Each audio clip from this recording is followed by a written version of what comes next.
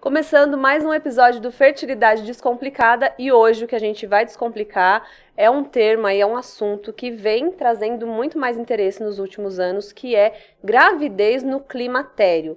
Menopausa, perimenopausa, climatério é um período de transição aí que gera muitas dúvidas, a gente não sabe muitas vezes nomear. Muita gente acha que já está na menopausa quando na verdade descobre uma gravidez. E para esclarecer todos esses pontos hoje é que está destinado o nosso episódio. E eu quero começar dizendo que existe uma pesquisa que mostrou que apenas uma em cada 5 mulheres sabe o que é, por exemplo, a perimenopausa. Bom, vamos aprender juntas então, com quem entende e com uma história de uma mulher que engravidou nesse período. A gente vai entender como é que essa história aconteceu. Doutora Fernanda, seja bem-vinda. Nair, seja bem-vinda. E eu já quero começar perguntando, né? Afinal, o que é climatério? O que é menopausa, perimenopausa? Desmistifica aí pra gente. Então, Aline, obrigada pelo convite. É muito natural essa confusão, porque as pessoas costumam falar sobre estou na menopausa, vou entrar na menopausa, e na verdade, essa fase da vida da mulher se chama climatério, que é a fase que vai dos 40 anos, isso assim, foi definida essa idade, né, até os 65, que é a senilidade. Então, ela vai do final da vida reprodutiva, que a gente chama de menacme, até o envelhecimento. Então, dos 40 aos 65 anos é a fase que a gente chama de climatério. E essa fase ela está dividida em outras fases, né? Que é a pré-menopausa, a perimenopausa e a pós-menopausa. Mas o que é menopausa? Menopausa é o nome que a gente dá para a última menstruação da mulher. Só que a gente só vai saber que é a última depois que ela ficou um ano sem menstruar. Então, é um diagnóstico que a gente fala retrospectivo. Então, a mulher teve uma menstruação, ficou um ano sem ter nenhuma outra espontânea, aquela foi a menopausa. Então, menopausa é o nome da última menstruação da mulher. E no início do climatério, nos primeiros anos do climatério, quando a gente está na transição da fase reprodutiva para essa fase, a gente chama de pré-menopausa. E a perimenopausa nos anos ali próximo da última menstruação, né? Mais ou menos 3 a 5 anos antes, até um ano depois, e aí vem a pós-menopausa. Olha só, já aprendi muito aqui. Então, o correto é climatério, e dentro do climatério cabe todo esse leque aí de possibilidades, De conceitos, de né? conceitos, tá? Agora, um outro ponto também que a gente ouve falar muito é: ai, que calorão, ai, eu tô com fogacho, ai, então entrei na menopausa. E a gente associa muito a isso, mas eu sei que existem outros sinais e outros sintomas, né? E para falar sobre isso com a gente, entender o que realmente pode ser um sinal aí que o climatério está se aproximando, a menopausa está se aproximando, a gente recebe ou ouvir o doutor Márcio Hipólito, que vai tirar essas dúvidas aí pra gente. Então, conta para nós, doutor Márcio. Então, o primeiro sinal que a mulher está entrando nesse período de transição da menopausa seria as alterações menstruais, que inicialmente seria um encurtamento do ciclo menstrual. A mulher pode relatar que o ciclo dela, que era, por exemplo, de uma média de 28 dias de intervalo entre eles, passa para ser 26, 25. Posteriormente, essa irregularidade menstrual ela vai passar para períodos de atraso. Ela vai ter ciclos salteados, que a gente chama, ou seja, ela tem um mês, o outro mês não tem um mês, outro mês não tem. E até chegar o momento em que ela vai parar definitivamente essas regras, essas menstruações. Em termos de sintomas, o que a gente pode caracterizar? Existem alguns sintomas que são clássicos, né? Os famosos fogachos que a população entende como ondas de calor, né? Essas ondas de calor, existe um conceito errado, que alguns profissionais também lidam com esse conceito errado. É importante a gente caracterizar e informar as mulheres que algumas têm esses sintomas podem desaparecer nos primeiros anos após a menopausa, mas existe um grupo importante de mulheres que podem persistir com esses sintomas, que a gente chama de sintomas vasomotores, ou ondas de calor, ou fogachos, que podem persistir por até mais de 10 anos após a data da última menstruação. Então, isso é importante a gente frisar, porque muitas mulheres acabam sofrendo esses sintomas e não procuram um profissional adequado para fazer o tratamento desses sintomas, né? Além desses sintomas que a gente chama de ondas de calor, as mulheres também podem ter aumento algumas comorbidades, né? Por exemplo, perda estrogênica na mulher leva a uma perda da massa óssea. Isso é importante também a gente frisar. Elas podem apresentar ressecamento vaginal, dor para ter relação, porque a vagina vai se tornando ressecada, e se não tratar, vai evoluindo por um quadro de atrofia, e esse quadro de ressecamento vaginal predispõe essa mulher a mais infecções do trato urinário, em função dessa alteração, dessa proteção que o estrogênio também dá a nível local. A gente observa também uma coisa muito importante a gente falar, que o que mais mata a nossa população são as doenças cardiovasculares. E existe aquele conceito falso, ou essa informação inadequada, que o que mais mata é o câncer de mama. O câncer de mama é o câncer mais comum da mulher, mas o que mais mata ainda é a doença cardiovascular. E é justamente essa transição da fase do período reprodutivo para o não reprodutivo, ou seja, protege contra o processo que a gente chama de aterosclerose, né? Muito bom, olha só, vivendo e aprendendo, não é mesmo? Agora, doutora Fernanda, e sobre a gravidez na menopausa, né? É impressão minha, as mulheres estão engravidando mais na menopausa, a gente está falando sobre isso, afinal, quais são as chances, né, de engravidar nesse período aí do climatério? A gente sabe que é natural atualmente a mulher adiar mais o planejamento de gravidez. Então, a gente tem visto mais a mulher nessa fase do climatério, né, a partir dos 40 anos, buscar essa gestação porque teve outros planejamentos antes disso, né?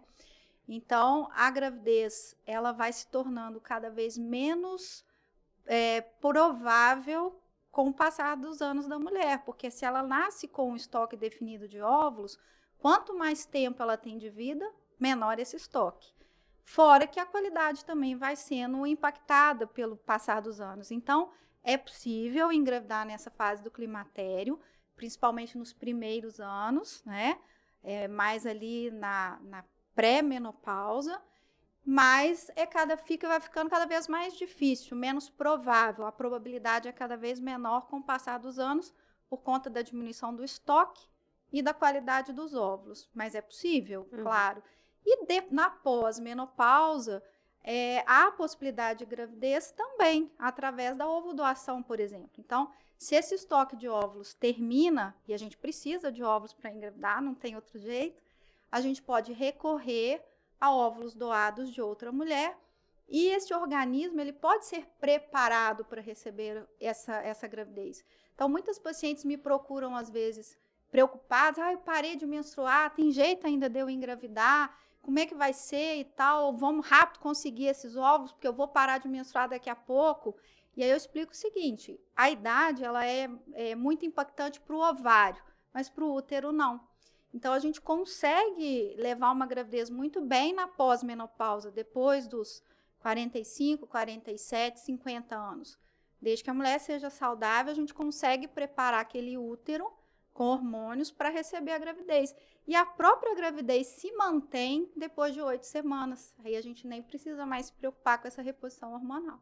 Perfeito, é o organismo ali seguindo, né, o que tem que fazer. E a prova viva de que uma mulher de 50, né, 48, 50, pode engravidar estando saudável, é a Nair, que está aqui com a gente, né, que tem uma bebezinha aí, Maria Isis.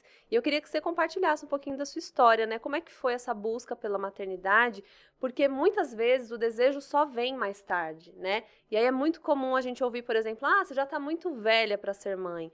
Esse é um termo que eu combato muito, porque eu falo que existe uma grande diferença entre o muito velha para ser mãe e o vai ter dificuldade para engravidar naturalmente, né? A gente tem que separar as coisas para não cair naquela fala etarista e que coloca a mulher como se ela já fosse, né, para você já deu, é o fim da linha, tá muito velha, né? Então acho que queria ouvir da Nair, né? Como é que foi para você? Quando que esse desejo bateu? E aí você teve que buscar ajuda, né, de tratamento? Conta um pouquinho pra gente como que foi a sua história com a maternidade.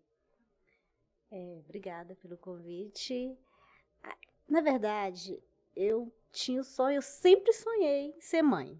Só que por causa de trabalhar, da dificuldade, eu casei mais tarde. Então eu fui procurar engravidar mais tarde. Eu tive problemas de saúde, tive uns problemas e tive que passar por um período de espera, entendeu? Um período bem difícil da minha vida, tive uma parte depressiva que eu tive que tratar, até mesmo por essa busca, né? Nessa busca para engravidar, eu passei por esses problemas. Eu fico até um pouco nervosa de falar sobre esses problemas, mas já superei. É porque, na verdade, né, Nair, a visão que a gente tem é que vai acontecer tudo muito naturalmente, que a gente tem o controle, né? E a vida da gente, na verdade, a gente não espera pelos problemas. Exato. A gente acha que pode planejar tudo, que no final vai dar tudo certo, não vai ter problemas, né? A gente não conta com Então, plano B, né? Quando eu fui, quando eu vi que eu não engravidava, aliás, até engravidei uma vez natural e perdi. Sim, espontâneo. Então, vou esperar mais um tempo. Aí fiquei esperando, eu até procurei a doutora Fernanda um tempo, aí depois eu demorei para voltar, sumi, depois que eu voltei, porque as pessoas falam muito também, espera que você vai conseguir. Mesmo as pessoas dizendo para mim dos riscos, das coisas, da dificuldade, que ia ser muito difícil ser mãe aos 50, cuidar de uma bebezinha era muito difícil, falava comigo, pega esse dinheiro que você vai gastar com a doutora Fernanda e vai viajar, vai passear, é melhor. Vai viajar que você volta grávida, porque eu conheço alguém que foi viajar e voltou grávida. Ouvi demais isso. Viaja, faz uma viagem que você volta grávida. Relaxa que você engravida, você tá muito na paranoia. Só que, na verdade, eu sabia que aos 50, uma gravidez era, apesar, ia ser quase impossível, que só por um milagre.